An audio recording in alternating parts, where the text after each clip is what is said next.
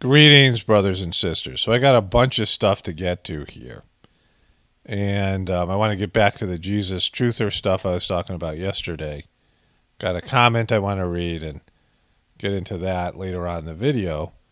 And a bunch of things. Stuff I don't know. There's Britney stuff. And there's a general comes out and said that Trump might have. There was a possibility he was going to try a military coup, but this guy, this brave general, was going to stand up against him. The liberal media is going crazy over that. This impending disaster. But let's start here with FEMA. One of my viewers sent me this. FEMA and the FCC plan nationwide emergency alert test for August 11th.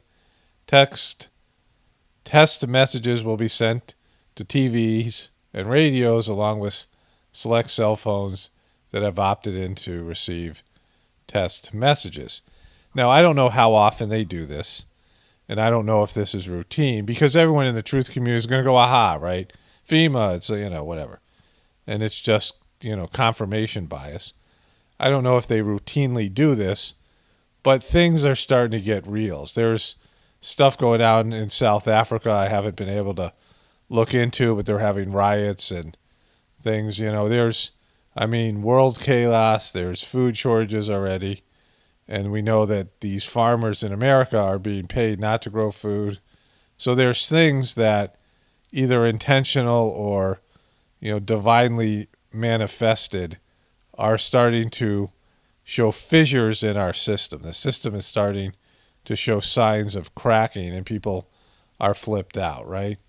One of the big signs, there's two specific things that you can look at which are undeniable. The first is the spending. Biden unveils largest U.S. budget in history, fueled by massive social spending. Couple of items. This is a $6 trillion 22 budget, but overall, if you take a look, we're looking at about $5 trillion in additional spending over the course of a decade. That's because they're plussing up in a lot of different areas. So what they're saying is going to be a $6 trillion budget for 2022, and the tax revenues are only $3.5 trillion, and that doesn't include, some of the other types of spending, right? And so what you're looking at is them just giving up on the idea that we're ever going to pay back down on the debt. Like, it's impossible at this point, right? Like, there isn't going to be a year where it goes from $3.5 trillion in tax revenues, because that's what the government needs, right? That massive amounts of tax revenues to pay off the debt that's going to be around $40 trillion. It isn't like one year they're going to get $40 trillion extra in taxes because of an economic boom. Our gross national product is only about $60 trillion, and that's gross. I was actually wrong about that. I just went and double-checked it. The gross national product is $21 trillion. I believe it's 61 for the globe. And so if you think about how we're $28 trillion in debt, but in reality we're $85 trillion in debt, the collective debts of the United States. But if you think about promises made, unfunded future liabilities like Social Security and Medicaid and the derivatives market, we're like $900 trillion or a quadrillion dollars in collective debt.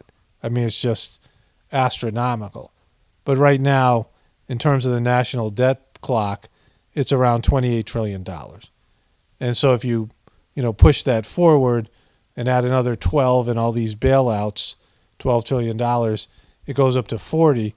And our gross national product is only $21 trillion. And from that, the IRS grabs $3.5 trillion in tax revenues. And so we would need to have our GDP go up to like $200 trillion, like something crazy like that. And our economy isn't going to do that. Our economy is going in the opposite direction. So where is the government going to get its money then? How else is the government going to generate revenue? They're going to have a bake sale? They're going to have a garbage sale? What is the government going to do to get, the debt paid down? There's no way. There's not a possible, in the economic realities of our time, there's no situation where the government can come up with $40 trillion and pay down the deficit. I mean, that's just, anybody who knows anything about the economy would understand that. The government isn't going to come up with $40 trillion, and then there's the interest. The interest keeps on compounding and driving the debt up further. And so at what point do, the global economists say, all right, we got to bail on the dollar? America's insolvent, and, we're bailing on the American economy and the American currency. And so the tax revenues are never going to be enough to pay off the debt. And so they're not even, this is just them looting what's left before they devalue the dollar, before America is no longer the top country economically. It's over, right? There's no, there's no walking this stuff back. After even Trump's stimulus package and a year where the economy was shut down, right? Areas as a result of the American Jobs and the Families Plans under the Biden administration. There's $3.6 trillion in additional revenue in here over the course of a decade. That's largely higher tax rates on the rich and on corporations. It assumes there's an increase in capital gains to 39.6%. So over a decade, they think they can bring in $3.6 trillion. But when you tax the rich, see, most of the spending that they're doing isn't going to stimulate the economy. It's not things that would stimulate the economy. They're things that will actually prohibit people from investing in the economy. And the United States as an entity. And so they're saying they're going to get another $3.6 trillion in additional revenue over a decade, and yet the deficit is already at $28 trillion, and they're going to add another 12 with all these bailouts. And so over a decade, that's not going to do shit, right? That's not, they've already doubled that next year's budget. This would only cover the extra in next year's budget, but they're going to, they're adding, right now, I counted it off. Every minute we get $3 million more in debt. Like, it's crazy, right? And so, this is, deficit will start to shrink in 2030. No, it won't. They don't have any projections. It's not going to, we're going to do this, but in 2030, that's 9 years. There won't be an economy in 9 years. I guarantee you everything's going to be different by 2030. It's going to be, Yeah, I was just talking to my wife about it, and she brought up the Agenda 2030, right? By 2030, we're going to own nothing. You understand this? So they're projecting by 2030 that the deficit will be gone because they're going to do a reset, a reboot on the economy. And I've said this before, multiple times. I said this before the election, that whoever was going to win the election would be in charge of the fire sale of America, right? Back when, there was all these corporate raiders that would buy a corporation and sell it off into pieces, right? And they would make a lot of money because the corporation itself, the company itself, didn't have much value, but they would sell off all the equipment. They would sell off divisions of it. They would, break it up and loot it. And all these people would lose jobs. And that's what's happening to America. They're taking as much money for themselves because these economic programs aren't going to stimulate the economy. They aren't going to increase business people and rich people to invest in the American economy. They're mostly payoffs and infrastructure bills and payouts to the American people to keep them happy like they're getting something, give them a few crumbs and a lot of pork. This is all pork, but they're not giving it to wealthy people. The way to stimulate the economy is to give tax breaks to the rich and to give tax breaks to corporations. And I'm not saying that because I like the rich or corporations. I don't like them. I don't want them to have more money or hoard more money and resources. But to get them to invest in the economy and create jobs and things like this, you have to give the corporations and the rich tax breaks. But when you tax them more heavily, then they're not going to spend money. They're going to invest. They're going to see that the dollar's collapsing, and they're going to cut their losses and start investing in hard assets, which is what's happening now. And so what they're doing is looting as much of the value of the dollar while it's still the world reserve currency, and all these people, the Bidens, Hunter Biden, right? All of his cronies, all of Joe Biden's people, all the people that support Joe Biden are all getting a big chunk of this money, this, this bailout money, this COVID money, right? These relief packages, the infrastructure bills. It's going to go to contracts and kickbacks, and, it's going to be this, looting of what's left of America, American fire sale, America going out of business sale, and then they're going to drop some sort of Agenda 2030 on you. It's already, you can see it. They're saying it right here, right? Because they can't come up with $40 trillion to pay off the deficit, and it's more like a quadrillion dollars. It's, it's so much money that they'd never be able to pay it off. That's retroactive, occurring back in April. The net deficit impact of all this is $1.4 trillion over the course of a decade. But the deficit is going to start to shrink in 2030. That's because the Biden administration assumes that spending increases are temporary, but the tax hikes here. They're assuming that there won't be spending increases, but they still have to fix Social Security. They still have to fix Obamacare. There's always going to be military spending. Our natural way of spending right now as a country every year is to spend more than we have, right? And now there's all that interest on the debt on top of it. The interest on the debt of $40 million. They're saying it's only going to be $1.4 trillion over a decade. It's a couple $1 trillion a year. And now it's going to be, with all these bailouts. They're just out and out lying here, right? And this shows you that they've given up on America. America is toast. And this isn't about Republican or Democrat or any of these things. At some point, they were going to have to acknowledge, without admitting to anything, that the deficit was too much to pay off. Like, we have to go Chapter 11, and I don't even know what that's like when the world's largest economy reneges on their debts, right? What that would do. When America says, yeah, we can't pay it. We can't pay it.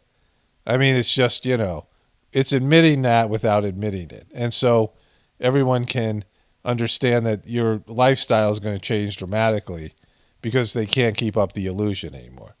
The illusion has crumbled. So then there's this. Top General feared. This was his fear. There's no, this didn't happen, right? He feared this might happen. Top General feared Trump would use military to stay in power, compared him to Nazis. Well, he would really be comparing them to Hitler, not Nazis, in book. This is a Reichstag moment. General Mark Milley, chairman of the Joint Chiefs of Staff, said, according to a forthcoming book. Commander, comparing then-President Trump's rhetoric to Hitler's and his followers to brown shirts, to Nazis. That top commander finding himself rallying subordinates to protect the peaceful transfer of authority and perhaps even head off a coup, having to explain to the Speaker of the House that no, this country... Perhaps head off a coup. So this never really happened, right? He thought it might happen. Perhaps it might happen, right? And so this is, again, complete speculation by the news media, saying that something that there's no evidence that Trump was doing anything, or at least he was serious about having a military coup over the 2020 elections. The country will not launch a nuclear strike at the whim of who she characterized as an unbalanced president. These and other chilling scenes are contained in a new book, I Alone Can Fix It, Donald J. Trump's catastrophic final year. The authors are Pulitzer Prize-winning journalists from the Washington Post, Carol Leonnig and Philip Rucker. It comes out next week. CNN has obtained a... Yeah, they're great writers. They're great truth tellers. A series of excerpts, each which is really more alarming than the next. In this one, General Mark Milley, the chairman of the Joint Chiefs of Staff, is reassuring his deputies about preventing a coup attempt. Quoting now from the book, "They may try, but they're not going to effing succeed," he told them. "You can't do this without the military. You can't do this without the CIA and the FBI. We are the guys with the guns." And so he said they may try, but they're not going to effing succeed. Well, they didn't try. right? And Trump had no power here because these guys were, they were being ordered by somebody else, right? This guy came out and apologized for putting down the protests in Washington, D.C. with the military. He was, already not in Trump's corner. We saw this across the board post-election, that all these Republicans, some of the guys that Trump hired, like Bill Barr totally torpedoed Trump's election with not disclosing things that were going on with Hunter Biden. Bill Barr wasn't getting his orders from Trump, even though Trump was his president. Like, he was a right-wing conservative Republican, and he wasn't receiving his orders from Trump. This guy was Trump's Joint Chiefs of Staff. Trump was his boss, the commander-in-chief, and he wasn't receiving his orders from Trump. Trump was powerless. He was out there tweeting, and then they took that away. Trump was like, they denutted him. I said over and over again. You could see they denutted him. They took away the power of the presidency from him, and these guys were all receiving orders from something or somebody else, right?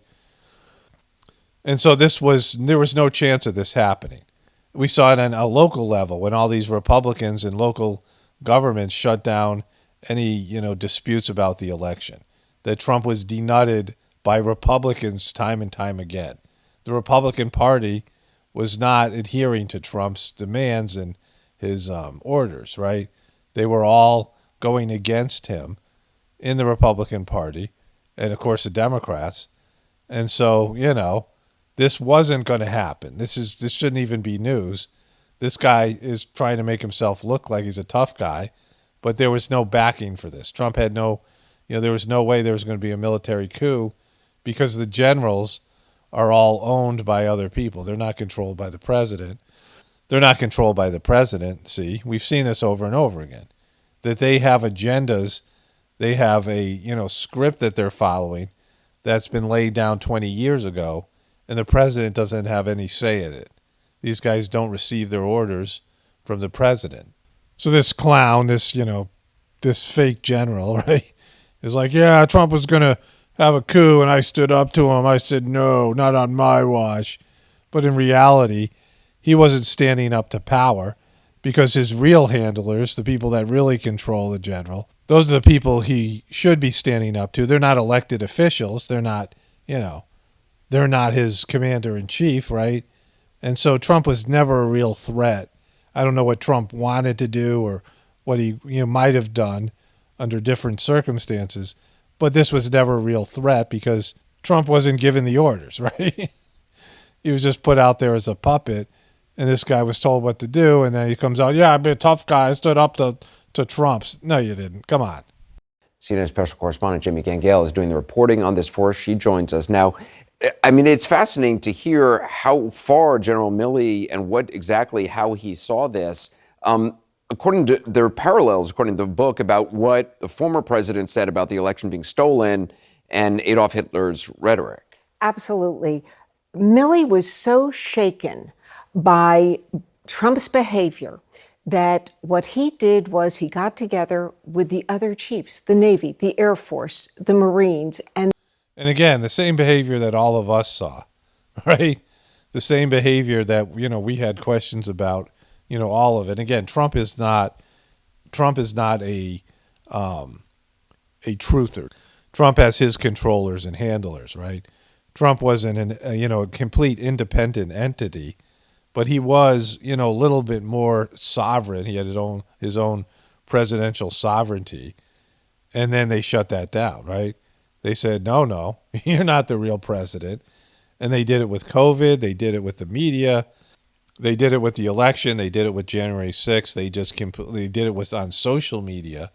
They just erased the guy, right? And if they can do it to him, then it's just no problem to do it to you, right? You understand this? He's a billionaire, and he was the president, and they just denuded him because the system has, protocols and contingencies for these things. And they just showed you how much control there is. And the presidency is really, it's not a power position. None of these things are. If you go against the overall agenda, they just cut off your nuts, right? He got denutted. I want to talk a little bit more about, I'm going to weave these two things together. I want to talk more about, the collapse of the civilization. There's a second thing I'll get to more as we go through. First, let's go to the biblical stuff.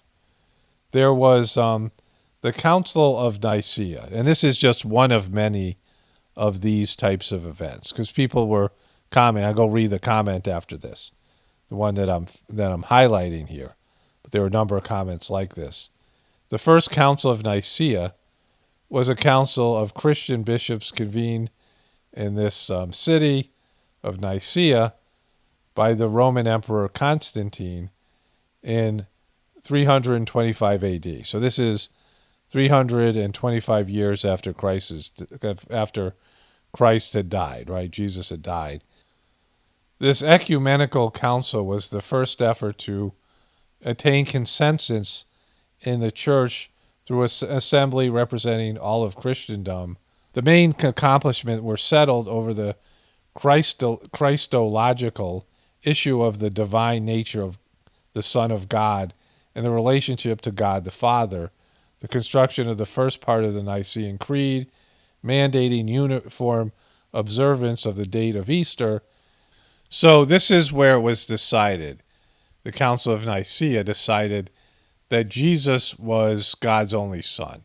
There were two parts to this. Jesus was God's only Son. And so this is what I've been talking about, because this council and future councils, the people who ran the Catholic Church and then all these various other churches along the way, right? They decided what Christ's status was. This wasn't something that, was given to them by Christ. It wasn't something that, they could prove was factual. This was human interpretation for personal and systemic benefit, right? The Christian tradition would now benefit from this idea being put out there. It would bring more people in, and it would help people to stay. It would convince people to stay if they came up with this narrative. So this council agreed upon this narrative. This is the first piece. They decided that Jesus was God's only Son. And they also decided the doctrine of the Trinity is central to the uniqueness of Christianity. It holds that the Bible teaches that God eternally exists as three persons, the Father, Son, and the Holy Spirit, and each person is fully God. And there is one God, but there is three people, which is a contradiction. And it is something that was decided at this council, that Jesus was the only Son of God, and Jesus was also God, and the Holy Spirit was also God. And the Council of Nicaea was a group of people who decided that. Let's go back to the other piece of this. Come back to that. But this idea of uniform observance of the date of Easter, Jesus died on a certain date, and that date is significant. And he was born on a certain date, and that's also a significant date. His actual birthday is significant, and the day he died is significant. This is something I know from the Heartfulness Meditation. That day itself has significance to meditate on. That's what we do in the Heartfulness Meditation. The day of the birth and the day of the death are, the very day, the date, whatever it is. You're born on this day, you die on this day, right? The mandating uniform observance of the date of Easter, see, it's not up to you. It's not up to the Council of Nicaea. It's not up to me. It doesn't matter what your opinion of the date is. You don't get a vote, right? Easter isn't the day that Jesus died, and Christmas isn't the day that he was born. Those are pagan holidays to do with the solstices, right? And so this is something where they're voting on what's the best day to celebrate Jesus' birth and death, and the best days were the day he actually died and the day he was actually born. But 325 years later, these things were beginning to be lost, like they are with anything else. In 300 years, it's hard to get the exact story, and there's no one alive who was there when Jesus was born or died. And so there isn't, a uniform celebration of these, and it's been, translated. The Bible had been translated and gone through all of these various, incarnations. The Bible had been, basically rebirthed. And the Council of Nicaea, the main thing that they did was to say, all right, we want to keep people. What's the best way to keep people? And so they figured, well, we'll say that Jesus is the only way to get to heaven. Jesus is the only Son of God. That's our ticket. That's the way that we can convince people to stay in Christianity and not go do something else. I mean, that's the reason for this. I'll come back to that, right? So this is, I just want to establish these things happened factually on multiple times. So the other piece was how King Henry VIII's divorce led to the Reformation of the church. And so he wanted to get divorced. He had killed many of his wives, right? And so the Catholic Church didn't want to grant him a divorce, so he formed his own church. And again, it is out of his desire to be divorced. And I want to come back to this as well, because either divorce is divine in nature or it goes against divine principles. And what you see in all of these religions, as the culture changes, the religion changes its doctrine. And so is its doctrine wrong all along? Or were they just caving to what was going on in the world, popular culture? And this is important as well. We'll come back to that. So this is King James, who was of the King James Bible. And he's the source of the King James Bible, which was edited and changed based on many of his beliefs, as, it's his Bible, the King James Bible, which is the one that many people in the Christian tradition believe is the right one. He had an obsession with black magic, and he apparently burned witches alive, among other things. These guys were not good guys. These kings were horrible people. We know about the history of the royal family, the wars and all the things that they did, the various types of brutal, bloodthirsty wars and colonialism and things like this. A royal obsession with black magic started Europe's most brutal witch hunts, and it was, King James was in charge of this. Now, you could say that all these women were devil worshippers, which many of them weren't. Many of them were just traditional pagans and people who didn't want to become Christians. They were, steeped in the old ways. They weren't witches at all. But even if they were witches, they didn't need to be burned alive. That's just superstition. That's just made up shit, right? Like, that's not real. And so the cruelty of this man and the superstition and his, limitations, he wasn't a saint. He wasn't a higher developed soul. And so he had no business rewriting the Bible. He wasn't qualified. He was just a piece of shit king that burned women alive, right?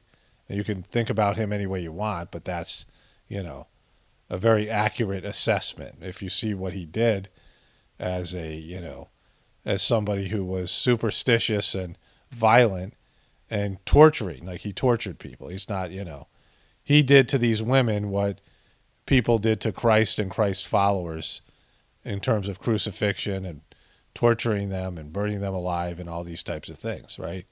He did to these, people that didn't want to become Christians, the same kind of things that, the people that tortured Christ did to Christ. He was not a good man, not a good Christian. He's a piece of shit, right?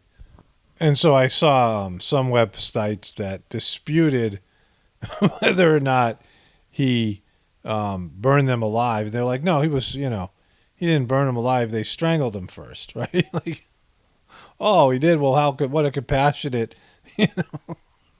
I mean, this is what I'm talking about. And they talked about cannibalism being around in the royal family for many years. The Queen admitting 300 years ago the royal family were cannibals, and how far back that went. I mean, all these kings, they were not good people. The wars, all the stuff that they did. And so this is the kind of person King James was. He wasn't a saint. He wasn't a good Christian. He wasn't a good man. And so this guy is somebody who is responsible for editing one of the most popular Bibles that exists. And I've talked about this before. The Bible was translated from Aramaic, and parts of it, I guess, were in Hebrew, and it was translated into various languages, Latin, and then eventually was written in English. So it took, multiple incarnations of the Bible, and then it was edited along in this various process before the Bible that you see today. And there's all these various versions of the Bible, and those various versions have different meanings. The passages mean different things because the wording and the structure of the sentence and the meaning is different. And so all of these things are historical. They're not things I'm making up. I mean, these are things that are, have been accepted as historical fact. So I want to get to this comment. First, there was a funny comment that somebody left. The person said, "Hilarious Ben Shapiro video. I hear Polar Express is what his wife calls him." So I appreciated that comment. But here's the comment that I really wanted to accentuate here. I got a number of comments like this, but the person said, "So let me get this straight. We shouldn't believe what the Bible tells us about Jesus' divinity, but we should believe you." And you didn't get it straight. You got it completely crooked. Like it wasn't straight at all. Because I said you shouldn't even trust, me about talking about heartfulness system or anybody, right? Even the thing that I do isn't necessarily for you, or you may not choose it on your own. I mean, I literally said these words in many different forms. I express it over and over again, that you should not trust the organization that benefits from their rhetoric and indoctrination of you, their official story or website. That's what the truth community is all about. Applying those same principles to the Bible and the Christian tradition. I didn't even comment on Jesus' divinity. I just said I don't believe what the Bible says about it in terms of parts of the Bible. I believe, a lot of what the Bible says, and I believe a lot of the things that are said in Christianity, and I believe that Jesus had reached he was a spiritual person, and he had some spiritual accomplishments. I don't know specifically what they are in terms of my own experience. I know what the Christian tradition has told me about it, and I know a little bit of what the heartfulness system talks about in terms of the most you can get out of self-effort and these types of things, right? The most you can get out of each system, that is, a path to divinity. There are limitations and things, but I don't know that, I know that from the heartfulness, teachings, but I didn't even say that. I didn't say what Jesus was, where he was, or any of these things spiritually. I just said, I don't trust the organization that is, proven, and I just showed you all the ways that the Bible was manipulated and the people who were in charge of it, the people who were in the Council of Nicaea, right, the Nicaea Council, and these guys weren't saints, and, they didn't connect with Jesus and come up with the right decision on how he should be represented. They looked at what was best for themselves and their organization, and they figured making Jesus the only Son of God and making their religion the only pathway that would get you into heaven was the best way to keep people and the best way to keep them from leaving you. And also, I can base this in my experience with heartfulness because I've seen over and over again people in the heartfulness system, and I myself have done this, interpreting the teachings of the heartfulness system in a subjective way that, benefits either my personal worldview, and I've seen other people do this all the time. I've seen people in the heartfulness system argue over doctrine and, what they think it is, and they all have their confirmation bias. I've seen it across the truth community, and so I know what happens.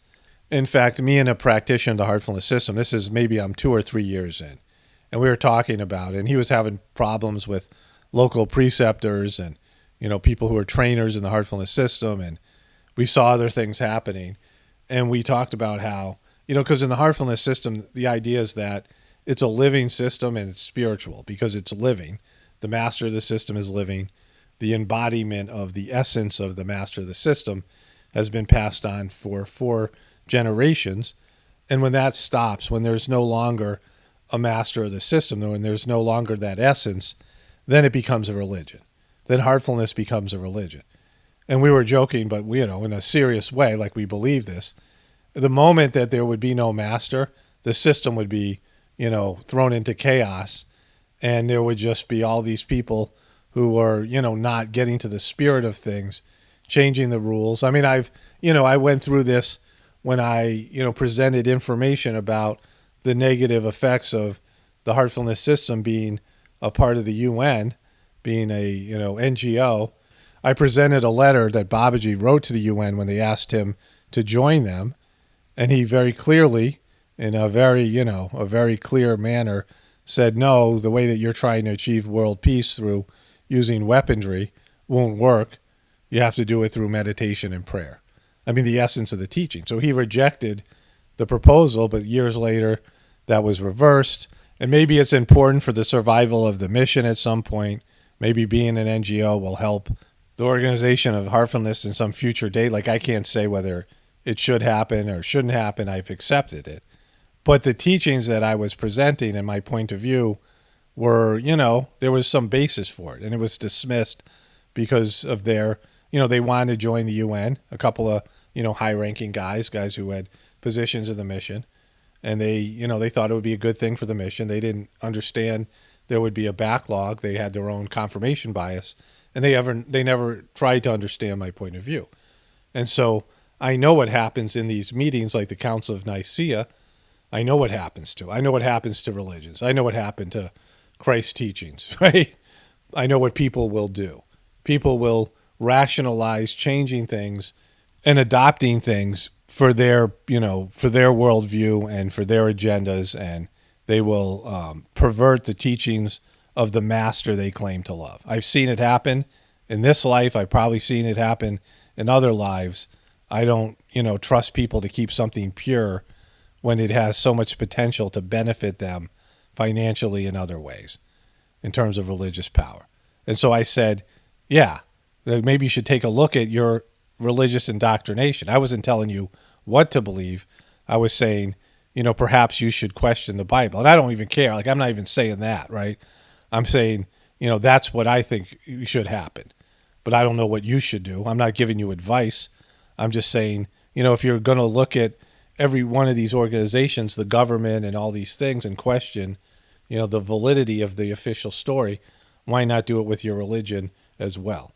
Because, there's so much evidence that it's been tampered and made impure. But let's go back to this. So I'm getting away from the comment. So let me get this straight. We shouldn't believe what the Bible tells us about Jesus' divinity, but we should believe you because you meditate, right? With a thumbs up. Now, that's not what I said at all. I didn't say any of those things, but I'm saying a person who meditates and connects with the source, in this case, if the Council of Nicaea meditated and intercommuned with Jesus and bowed down before Jesus and said, what do you want to do? What do you want us to do with your teachings? What do you want to do? We're forming this organization in your name. What do you want us to do? Please tell us through prayer and, not through politics. It was a political move, right? They did what was best in terms of bringing people in and keeping them in. And so that's why John 3:16 is worded the way it is. That's why there's this idea out there in the Christian tradition that if you go anywhere else, you go to hell, which isn't true. I know that to be, I'm not saying you know, but I know. Like, I know. You don't know. You believe whatever you believe. But I've seen other people who don't do Christianity, who've never done Christianity, who have rose to high levels of spirituality. They're not going to hell. In fact, they've been liberated from this planet. They're not, they're beyond. They've gone beyond. They've successfully escaped the entrapment of the being an earthbound human being. So let me get through the rest of this comment. It says, this is why Jesus said, "Who do you say that I am?" Well, he didn't say that. Jesus didn't speak English. Jesus didn't say those words. Those words have been translated and possibly edited. And even if he said it, what does it mean? Like, what does that mean to you? Doesn't mean that's what the truth is. What did Jesus mean when he said it? Like, you think you know what Jesus meant, but you're trusting the Bible, which has already been proven, isn't an authentic, exact interpretation of what Jesus said. The whispers of the brighter world messages in the heartfulness system were translated from a French woman to English and other languages. And they had to go back and tweak it because the translation wasn't done exactly like it should have been, because things get lost in translation. There's a phrase for it, lost in translation. And you're saying Jesus said these words, which he didn't because he didn't speak English, number one. And number two, that you know what he meant by them. Do you? You're saying it supports your point of view, but you didn't even know what I speak English, and you got what I said wrong. Because I never said you should trust me over the Bible because I meditate. I didn't say that at all. You said, so let me get this straight. You didn't get it straight. You couldn't even understand my language, my whatever I communicated, when I said just the opposite. Because I don't give a fuck what you do. Like, I literally could care less about what you guys do with this, right? I'm going to get into that more. I mean, it's something where I am tasked by God to present information here. And what you choose to do with it is your business, and I want nothing to do with that part. Like, I'm not trying to control you.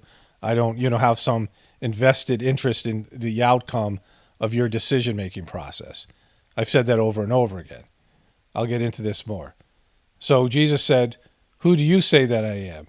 This is the whole point of faith. Sorry, but this is where you lose me. No, you lost yourself. Like, I don't, I mean, like, you didn't understand what I said, and you're not willing to look at the validity of what I said.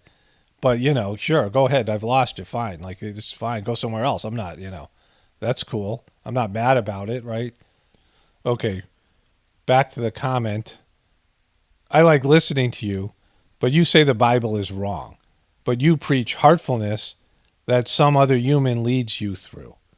I'm not saying you are wrong in your faith practice, but who are you to tell others they are wrong? Well, I get told all the time that I'm wrong by Christians. I mean, this is in part why this is happening, that I get told all the time what I'm doing not only is wrong, but demonic. And I never said any of those things. I never said if you do Christianity that you're going to hell. I never said that you're not going to get into heaven. I've never said any of those things. What I've said is that John 3:16, which is given to you by, in terms of the Bible and its interpretation by the Christian tradition, is that anybody who isn't accepting Jesus is going to hell. That's what you teach people. And so you're saying that anybody who isn't doing your thing is going to hell. And I know that not to be true. I know that that is not true. I've met other people in my own personal experience, and I know you can connect to God in various ways. There is only one path, but that path isn't owned by Christians. It isn't owned by Heartfulness. It isn't copyrighted. It's the divine path. It's God's path. And anybody can find their way onto that path, but there are certain systems. The Heartfulness system helps somebody make leaps and bounds on that path. The path is the same. The Heartfulness system provides a lot of boosts in terms of cleaning and in terms of transmission.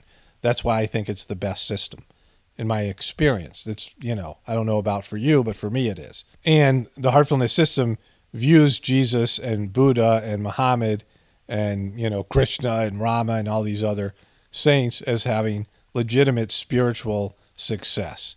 They don't condemn or disparage. Heartfulness system is inclusive, and all those souls are a part of it in one way or another. They've intercommuned with Babaji. They've blessed the system.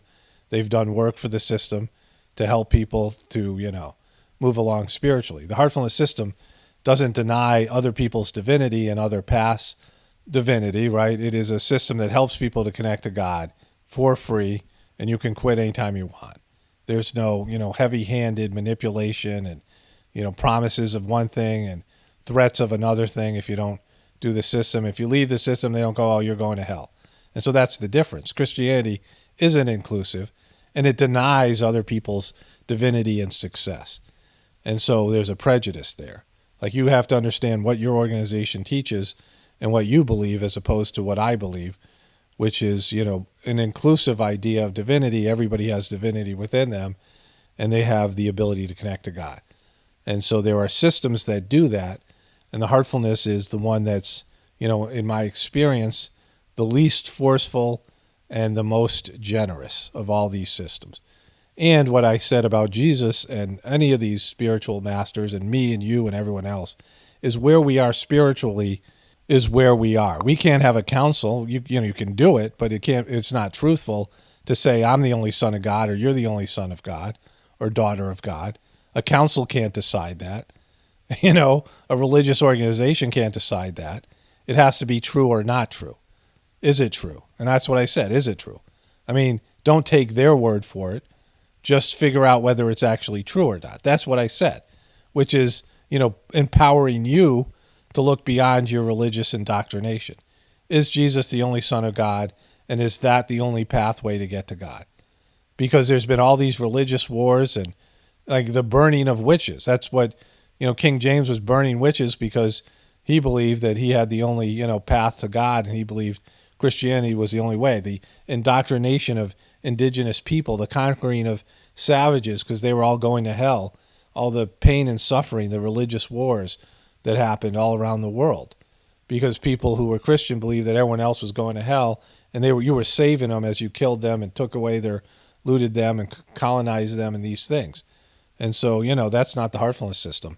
There's no army, right? There's, you sit and you meditate, you connect to God, and hopefully you work to become a better person, but that isn't even necessarily a guarantee. Like I have my own, I've seen how people behave who do the heartfulness system, myself included, the flaws that we have, the character flaws and things. We don't live up to the system. I mean, it's just, it's like that with everything. I'm saying the heartfulness system is the best system to help people connect to God, but the people who do it aren't better than other people. Some of them are. Some of them are, great at doing the heartfulness system, and they rise up, not better, but they rise up to higher levels. But that doesn't mean everybody does, right? Just because you have the best system, like just because you live in America, the richest economy, doesn't mean you're a good businessman, right? Just because you live in America with the best army doesn't mean you can kick people's asses, right? I mean, just because it's the country that people think is the greatest country on earth doesn't make you great, right? You just happen to be an American citizen. Your organization, it's what you do with this system, what kind of Christian you become, what kind of heartfulness practitioner you become, what kind of an American you become. Those are your choices. I said this over and over again. And so I'm not saying, just going back to the comment, I'm not saying you are wrong in your faith practice, but who are you to tell others they are wrong? Who are you to say Jesus doesn't save people from their sins? I said someone can't die from somebody else's sins. That doesn't happen. Like, again, I'm saying that you have to decide whether to believe me or not. You're taking the church's word for Jesus died for your sins. And, a church that's proven to do, this comes from Catholicism, before Christianity. This has been around for a while. Before there was any, before King Henry got divorced and they created a Protestant movement. This comes from Catholicism, which many Christians, with many, Protestants, don't have a very high opinion of Catholicism and all the issues they have now. And so they came out and said, Jesus died for your sins. Okay, show me or explain to me the spiritual apparatus, the spiritual machine, the spiritual principle where one person can die for another person's sins. They can bear their samskaras. They can bear their spiritual grossness. Show me how that works. Explain to me how that works, right? I mean, I know it doesn't, but in terms of, instead of just taking that at face value, how can one person die for someone else's sins, everybody else's sins, not one specific person? Like, you can sin as much as you want because Jesus has already got you covered. Why would he do that? It's irresponsible. Like, everything you do, you're responsible for. It shows a lack of faith in the godly process, that you are, born a sinner, which, there's divinity in you as well, right? We all sin. We all, create some scaras. We all create spiritual grossness, but we also have divinity within us. But there's a negative view of human beings saying that you're only a sinner. You're just a sinner. I mean, these are sayings people say. And so is that true? Are you just a sinner? Or could you be something more? Because it, teaches you not to grow spiritually. It teaches you not to improve yourself.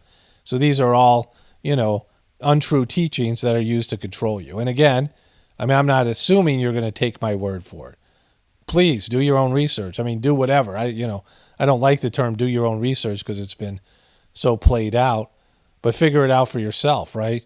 I mean, I'm just giving you a different point of view because I present the truth here the way I see it. I could be wrong. I don't, I don't think I am, but whatever. Like, it's not, I don't want to force my beliefs on anybody because that's not good for me or you. I'm presenting information here that you don't get probably from anybody else. Have you ever heard anybody else talk about this way? And, I had that experience where, I had this dream, very vivid dream, where I walked up and Jesus was, I think he was sitting on a park bench or something. And I said to him, do I have your permission to talk to Christians, right? And he said, why do you think I'm sending them to you? In a kind of a light way. It wasn't like, why do you think I'm sending, it was like, kind of in a nice light way. And then I woke up and I just assumed, I don't know, as a dream, that this is, that was Jesus. And that was, the reason that I asked that question is because Babaji asked the same question to Jesus and other various higher developed souls. But specifically with Jesus, when Babaji intercommuned with him, he said, all these Christians are coming to me. Do I have your permission to train them? And Jesus said, yes, you have my blessings. I'm blessing your system. And so, that's why I asked that question, because that was, I must have been thinking about it on some level I wasn't conscious of. Like on a subconscious level, I was maybe, I don't know, all these Christians are coming to my channel, and what am I supposed to do? And that I had that dream, and I said, all right, well, according to my subconscious or my, this is, I have dreams about the masters of the heartfulness system. In the heartfulness system, you have a dream about the master. It is the master. And so there are things that happen in dreams, information comes through dreams that you can't, that are, you won't accept in reality, right? And so there's things that are happening on a level that your mind and your ego won't accept. And so these dreams are one of the reasons. There's lots of reasons for dreaming, but one of the reasons is there can be a spiritual movement or change in consciousness based on information you receive in a dream. That you say, all right, the dream is there. There was a dream that Master Charji had. He was the secretary of the mission. Babaji was still the master of the system. And so he had a dream where his father handed him a picture of Babaji. And Master Charji at the time was trying to implement new rules and force them. He was, doing them in a sort of forceful way. And people were pushing back against the new rules, right? Because he was, they didn't like the new rules. And so he had this dream, and he documented this in his diary. He had this dream where his father handed him a picture of Babaji, and it was folded in such a way that the top of Babaji's head was folded so you couldn't see it. And so his brain wasn't, like, in a sense, his mind and brain weren't there. And Master Charji woke up, and immediately he knew that, what the dream meant was that his father was handing him the picture, so it tied him to his, this is coming from your dad, right? And you're behaving unwisely. The master's representative, because he was a representative of the master, Babaji had already transferred his essence over to Master Charji and had made him his successor, made him the representative, his spiritual representative. And so that's what happens in the heartfulness system. And the picture is a representation of something, right? The picture isn't Babaji, it's a representation. So his dad handing it to him, and he said he was getting he was being told, you're behaving unwisely. And so he, changed what he was doing, changed the way he was doing it. And he, learned, right? He learned to be more gentle and more, just the way that he changed rules and things like this. So, these are all ways that dreams are supposed to affect you. And I had this dream where Jesus said he was sending people to me for a reason, to talk about these things. And I didn't ever really feel comfortable doing it. I still don't. Like, I just don't want to, for various reasons within the heartfulness system. And so, but there are times that I talk about these things. And, I have to answer some of these things eventually when people in the Christian tradition keep on saying what I do is demonic, right? This has been said over and over again. And that's, because of these faulty beliefs and prejudices that people have, because what I do isn't demonic. It's connected me to divinity. I'm a much more godly person because of the heartfulness system. And I don't, that's just me. Like, what you do is your choice, right? And so then it says, and you call yourself a truther? but it's what you say. The more I listen to you, the more arrogant you sound. Everyone else is wrong but you. You have all the answers. No one else does. I didn't say any of those things. I mean, I might sound that way to you, but I've said over and over again, I try to make a clear distinction between what's speculation and what is actually factual, and what you think you know, whatever it is, right? But what I said specifically, and this is the most important point, is that whatever Jesus was, is it true that he was the only Son of God, and anybody who doesn't accept them as their Lord or Savior is doomed to hell? I don't believe that to be true. I've had experiences. I know personally that isn't true. I don't know what you know, and I don't care. I literally don't care. It's not my problem. But don't say it on my channel. Don't tell me what I'm doing is demonic because of what I consider your faulty and prejudicial, indoctrinated belief. I don't go to a Christian church and get up and say, "Gay, John 3:16, is it true?" I'm not ever going to do that. That would be like an asshole move. I don't go to a Christian's YouTube channel or a QB's YouTube channel and tell them they're all wrong and full of shit. You guys come onto my channel all the time and tell me that I'm wrong. You don't like what I have to say, and you think it's your God-given right or duty to tell me I'm wrong. I don't do that with anybody, right?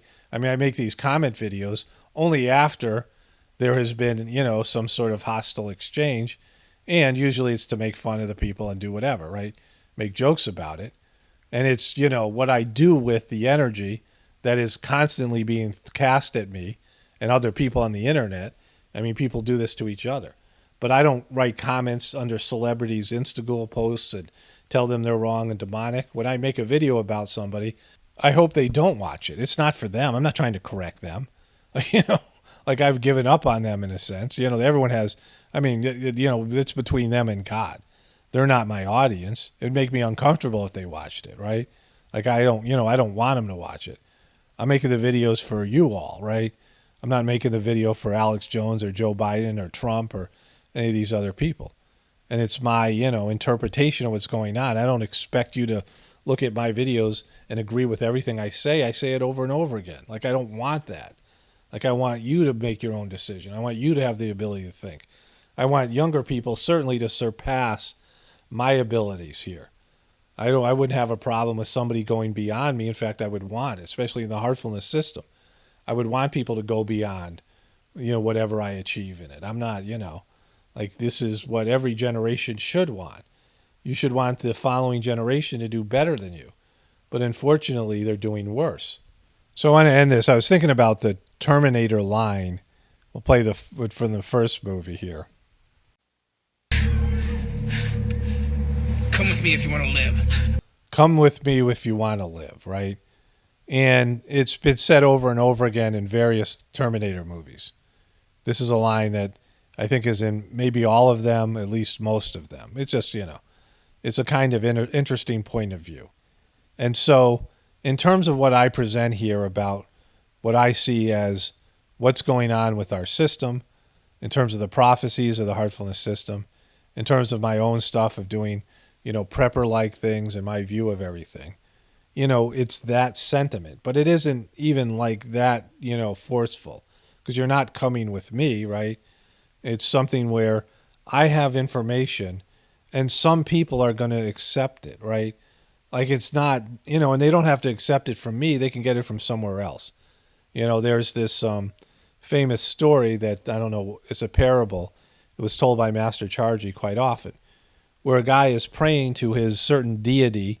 He's praying to God in whatever form of God that he chose to look at, right? The way that he saw God, and he's drowning in a river. And he's praying to God to save him. And a rope comes out. And, some guy throws a rope to him and says, "Here, grab on the rope, I'll pull you in." He's hanging onto a stone or a log or something in the river. And the guy says, no, I'm waiting for God to save me. And then somebody comes along with a boat and said, "Get in the boat." And he says, no, I'm praying to God to save me. And finally a helicopter comes and drops a ladder and says, climb up on that ladder. And he says, no, I'm waiting for God to save me. He's getting tired and weak. He lets go of the rock and he drowns. And he goes up to heaven. He sees God and he goes, "WTF, I prayed for you to save me and you never did." And God says, "What do you mean? I sent you the guy with a rope, a guy in a boat and a guy in a helicopter, and you chose not to. I gave you 3 chances. So this is the way I view all of this in terms of my channel and all of it, that there is a change coming.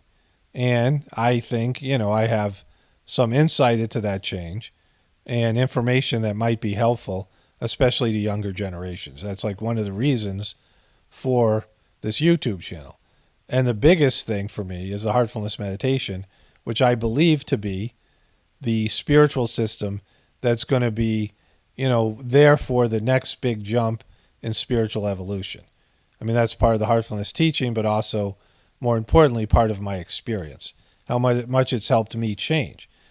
But I don't have any investment in whether you do it or not. Like, I just don't. Like, it makes me feel good when people do it and it works for them. And they write me a letter or comment, an email or a message or a comment or something and say, I've been doing the heartfulness system. It's incredible. I can't believe how good it is. That makes me feel good because I've helped facilitate a positive connection. So I like that, but I'm not, I don't, it's not something I have any ownership in the sense that like it has to be that way, right? Because I can tell you about something and whether it works for you or not is out of my hands. It's in your hands, it's in God's hands or the heartfulness system's hands, right? And so, I'm not recommending it, I'm not suggesting it, I'm just saying it works for me. And, that I do this thing. And it's also when people connect to me and they feel energy in these videos, they feel better, they feel peace, they feel relaxed, and they like the information, I say, well, a big part of that comes from the heartfulness system. The majority of it comes from me being a practitioner of the system. It's made me into something. The good things in this YouTube channel come from the heartfulness system, so I give it credit. And that, if you feel these things from my videos, well, maybe you'll even feel better from doing the actual practice of the heartfulness system. But in terms of the outcome of it, right? I mean, I was told early on by the Master Charji in the heartfulness system, you do the work, the work is yours and the results are God's. And I'm very, aware of that. Like, that's why I don't get bummed out. I don't really, I don't focus on the results. And, being honest about it, I've seen all these people who do the heartfulness system that are very devoted and, they work hard and they donate money and they, and they seem to be very into the system. And maybe they haven't changed, or they're just not great people, at least for now. I mean, they're in the process of changing like everybody else, but very difficult to work with. And, there's lots of great saintly people in the heartfulness system, but there's lots of a-holes. And the a-holes always stand out because they're the ones that demand attention. They're the ones who, are high need, high maintenance in any organization. There's always people who are, they're the people who are the biggest problems, and they're the ones that everyone, the squeaky wheel gets the grease, right? They're the ones that demand everything, they're the ones that are most, just being assholes. And I don't, the human race is not doing very well right now. But I believe, from my own experience that the heartfulness system works. And if some events unfold in the future that people, a lot of people start to crave, a divine connection within their hearts. They want to connect to God. They crave it, and they throw off their material bondage to some extent. And they really want to work and become spiritual people. And they dive into the heartfulness system. Like, there are things that help that, facilitate that change in people that human beings can change because I know the system works. But right now, I don't see it, right? Right at this present moment, I don't have a lot of faith in that. Like, I have faith that something could or will happen that will change that, and that human beings will make the right choice. Like, that's a possibility, and I hope for it and pray for it, but I don't know. We'll see, right? And that's, maybe the human race shouldn't be saved. Maybe the earth, I don't know. I don't none of these things really are for me to think about or, whatever it is, right? For me to decide. It's above my pay grade, right? Like, there's the idea, I say only spirituality will save this world. It could be said only spirituality can save this world, right? And I say only spirituality will save this world because Babaji has said that, right? That's what Babaji has said.